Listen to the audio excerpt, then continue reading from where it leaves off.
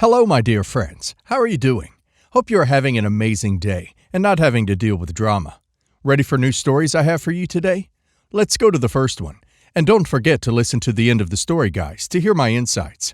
Enjoy the stories, and don't forget to like and subscribe. And of course, don't forget to leave a comment. My parents and I have a tense relationship. When we were kids, my parents would tell me for your birthday, "Here, I got you a GameCube, and I also put $200 towards your college fund." When I was in 11th grade, they told me they aren't going to give me any money for college. They spent all of it on my sister. They told me that they would help me qualify for loans, but it was on me. Their reasoning was that women make less money than men and have less advantages in life, and that they wanted us to be equal, so they paid for my sister's college education, but not mine. When I was in college, all they would give me would be like $200 of spending money every time I would come back home, which was like 2 or 3 times a year. I moved on, and I have done decent taking care of the loans. During college, I kept my distance from my parents, and I think after that they wanted to help me out more and offered to help me out with my loans, but I said no. Also, to add, my parents' and sister's relationship fell apart. She started dating a guy, and he told her she doesn't want her to talk to our parents anymore. Now, I got invited over to their house after a while. I usually just said I was busy, but I came. This time they had some furniture they bought from Amazon in boxes, and their internet was having problems. They asked me to help them out. I told them I could fix this, but they have to pay me. I'm not going to spend my weekend. For the furniture, I looked up the installation cost, and I would do it for the same price, $300. And for the internet, I would do it for $100. My mom got really upset with me that after all they did, I want to charge them. I told them that after college, I didn't expect them to do anything for me for free, and they shouldn't expect me to do anything for free. They brought up that they offered to help, and I told them I don't care, and I didn't accept it. Not the a-hole. They treated you terribly. I have a son and daughter, and I can't imagine helping out one more than the other. Have you told them how much they hurt you?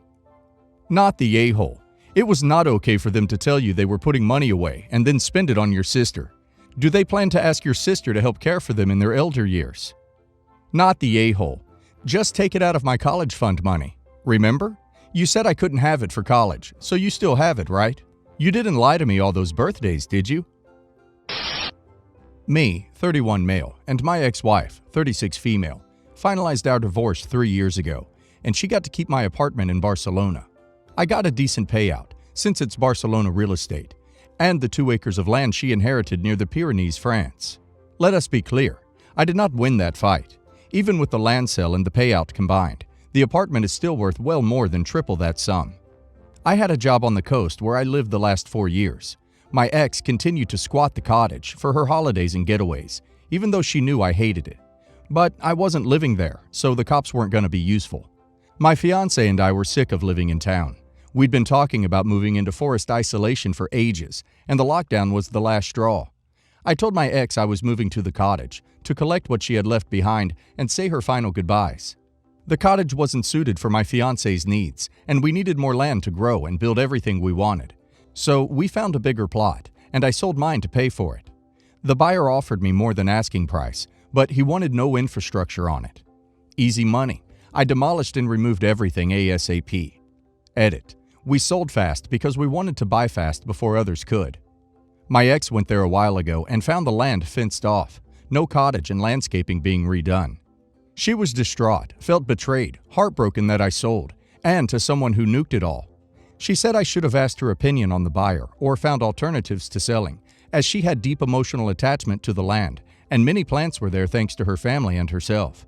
And now she no longer had her safe place in France, should Spain get progressively more unstable, like it's currently evolving. I agreed that I should have told her I sold, but not with the rest. I could have asked her if she wanted to buy it, but when she saw what it had sold for, she confessed she would have refused to buy it for more than her grandfather did. And money isn't everything, heritage matters. I was not about to argue with that level of delusion and hypocrisy, so I stayed silent and let her vent. It's been weeks, and my ex still cries about it. Maybe I should have given her a chance to fight for it. She was never going to outbid anyone, but she may have had an easier time letting go had things been different. Saying that, I didn't want to deal with her theatrics or have her putting off buyers. I have no regrets. I bought what my fiancé and I wanted, and if my ex was so set on the land, and it was her safe house, She should have negotiated better. She chose to keep my inheritance in exchange for hers. I think she needs to suck up the consequences of her decisions and start understanding what it means to be an ex-wife. So, yes, I should have told her I was selling. Who I sold to was legally none of her concern. But am I the a-hole for not asking her opinion before putting it on the market, or not telling her what the buyer planned to do? Edit. People keep asking me why I'm in this much contact with my ex. This has been the most contact we've had in the past 3 years, and it's strictly limited to her land. It's barely been a month since she found out. My fiancé isn't worried because I'm only talking to the ex because I sold that land to get us our dream. Calm down. Ex is going to be cut off 100%, and she doesn't know where I moved to. Edit 2. Some are stuck on the her family's cottage part. Was I not clear that the apartment was my family's? If heritage meant so much I had to preserve it for her or take her into consideration, why isn't the same said for me? I didn't want to lose mine, but was willing to compromise. She legally didn't want her land and didn't want to compromise, hence today's situation. Not the a-hole. No, she lost that when the divorce was finalized. Just because she continued to stay there when she had no legal right doesn't change the fact it was your land and your cottage to do with as you wish. I gotta go not the a-hole. You already said it. If this land was that important to her, why didn't she fight for it in the settlement? Once the divorce was final, it was yours. I feel for her, but it seems she made poor choices during the divorce, which isn't your fault, unless there's more to the story. Sounds like the divorce settlements were a mess. You didn't owe her anything. That said, her being sad about losing something important to her doesn't make her an a-hole, unless she harasses you or something.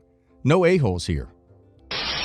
So, for context, I, 29 female, have 3 children with my wife, 28 female, R, 6 female, J, 4 female, and A, 3 male. My sister, 31 female, was getting married and asked that my eldest daughter be the flower girl. My sister and I aren't close, since I live in France and my family is in the US, but I agreed. When we flew to my hometown a week before the wedding, I was surprised to learn that there were multiple flower girls, 3 others, ranging from 3 to 7 years old. The daughters of friends. I didn't have a problem with that, but I did worry a bit that Jay would feel left out. My wife asked my sister about it casually over dinner at my parents' 4 days before the wedding, to see if there was any chance Jay could be included. I didn't want her to have to change any major plans, and I was okay with her saying no, but we were more so curious about the reason for the exclusion. She told us, however, that the reason was because she and her fiancé wanted a certain look for all their flower girls. For context, my wife is blonde with blue eyes, and she carried R and A, both of whom look a lot like her. My family and I have brown hair and brown eyes. I carried J, and she looks like me. My sister dyes her hair blonde, however, and her husband is very fair. I quickly realized that the other flower girls were all blonde, so I asked my sister if that was the reason for Jay's exclusion. She told me it was, and that her and her fiancé thought it would be cuter if all the flower girls were adorable blue-eyed blondes, like his family and their future kids. My wife and I freaked out at this, and called my sister some pretty nasty things. Psychotic fascist might have been thrown around, and I backed her up because I was angry too. We left, and the next morning I texted my sister that R would not be a flower girl. I didn't think this would be a huge deal, since they had multiple. She was furious though, and she called me crying about how stressful wedding planning is and how my wife and I were being very inconsiderate. She told me that my wife needed to apologize for her outburst at dinner. I told her that she'd done nothing to show that what my wife said was wrong. On the day of the wedding, my wife and I decided to just leave all the kids with a friend of mine, since we didn't want them involved in what was going on. My wife and I were polite throughout the wedding and mingled with other guests, but didn't talk to my sister. Now, some of my family members have reached out and told me that my wife and I were really selfish and horrible to my sister, and that we made a big deal over nothing on my sister's big day. My aunt likened the situation to picking out bridesmaids' dresses, and that wanting her flower girls to all look alike was totally normal. It still feels wrong to me, and my wife is still livid. I do realize, though, that maybe we spoke a little too harshly to my sister in the heat of the moment, and I'm wondering if I should have apologized for getting so angry at the very least. I don't know. Am I the a-hole?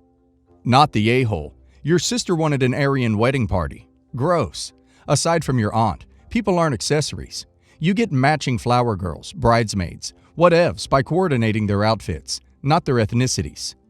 Not the a-hole. And does your brown-haired sister really believe that by dyeing her own hair blonde, she'll end up with fair-haired children? I wonder if her new husband realizes she's not blonde naturally, or that brown eyes are dominant genes. Look forward to their brood of brown-haired and brown-eyed children. Not the a-hole. This is one of the creepiest things I've ever read about weddings here, and that's saying something.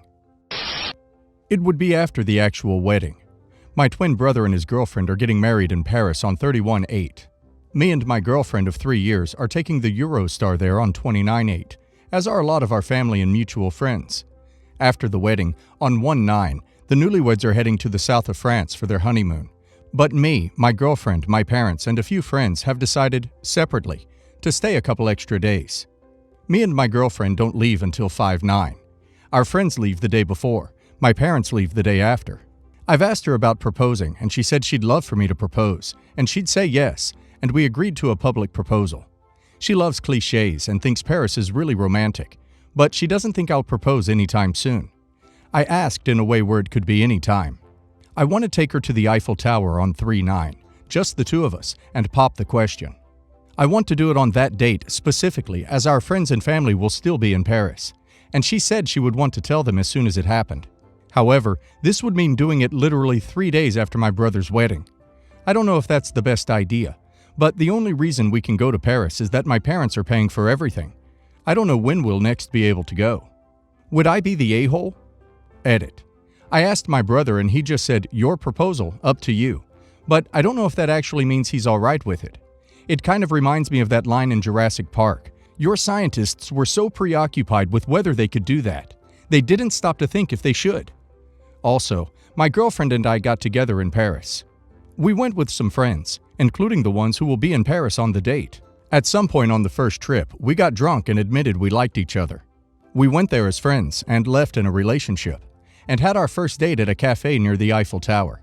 Admittedly, not the most romantic story, but it's ours, and proposing in the same place feels right. If we'd gotten together back in England, I'd still have gone wherever we had our first date to propose. My brother and his bride have never been. I know they're getting married there, but if it's anyone's place, it's ours.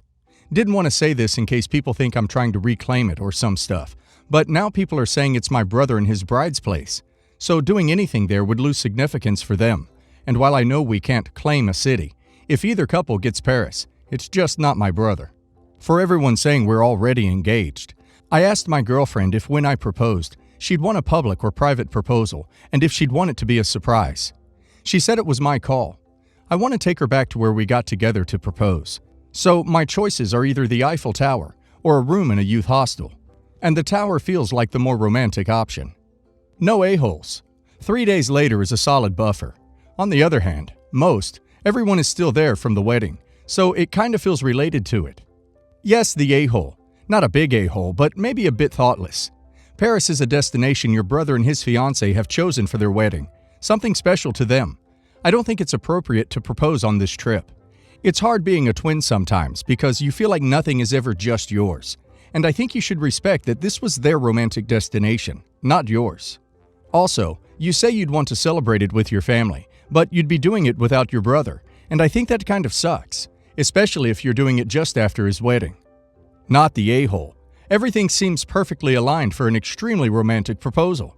If you really don't want to feel like you could be the a-hole, you can talk to your twin about this. I'm pretty sure he's going to be thrilled for you. Update. I asked my brother's fiancée directly, and she got really mad at me for stealing the spotlight. So this is now a non-issue. It's not happening. Hi, I'm 21 female. I have 2 sisters, Haley, 23 female, who shares a mother and father with me, and Rebecca, 19 female, who shares a father with us, as well as 2 brothers, one older, one younger. Growing up, we all got along as well, but Haley and I were closest because we always lived together, shared rooms together, and had the same friends group. Our relationship with Rebecca was wonderful. I loved hanging out with her. We have a lot of fun together, and she's an awesome person. But we were just never as close as Haley and I. Completely circumstantially, Rebecca lived with her mom and our youngest brother and went to a different school than us. After years of saving, last year, Haley and I had saved up enough of our money that we could live in France for 6 months. And while we were living there, this sweet little woman who lived across from us would call us Les Sœurs Fantaisies, the Fancy Sisters, which the two of us found hilarious. When we came back to the US, we decided that we wanted to get that tattooed on our wrists, since it's such a special reminder of a wonderful time in our life. Unfortunately, the pandemic happened, and the first chance we got to get the tattoos was last week. A few days after we got them done, Rebecca posted something cryptic on Facebook about toxic people, but we didn't read into it. It's social media. The next day, our oldest brother calls us to tell us that Rebecca is enraged, that neither me nor Haley reached out to her about getting the tattoo, and we didn't say anything about the Facebook post that we had to know was about us. We didn't. I can definitely see why she'd be upset that we didn't involve her in the tattoo, but it's not like it's just a sister's tattoo. We got it to remember our time in France. It's not like we didn't involve Rebecca because we didn't love her, or don't think she's our sister. Haley and I both spoke to Rebecca, who says that she should have been involved with the tattoo because she's our sister, and the context of it doesn't matter. Am I the a-hole for not asking Rebecca to get the tattoo with us? Edited to add. Rebecca was still in high school when we went to France, so it wasn't possible for her or our younger brother to come. Not the a-hole. As for people suggesting another tattoo, unless you actually want one with her, then I would highly advise you not to permanently mark your body to humor someone else. As for cryptic Facebook BS, I'd completely ignore it. If Rebecca has an issue, she can speak to you like a grown-up. Not the a-hole. The context absolutely does matter. Anyway, she's feeling left out and probably has felt that way for some time. She shouldn't have posted on Facebook. She should have just talked to you two, and she needs to know that that's not okay. Maybe you guys should try something to bond together as sisters. She clearly wants to spend time with you both, just going about it in the wrong way. Not the a-hole. Although I can see why she would be upset because she might be feeling left out. I don't think you guys were the a-hole for getting the tattoo together. I would probably make a greater effort to include her in later activities. But getting a tattoo with someone who you aren't super close with is not something you have to do.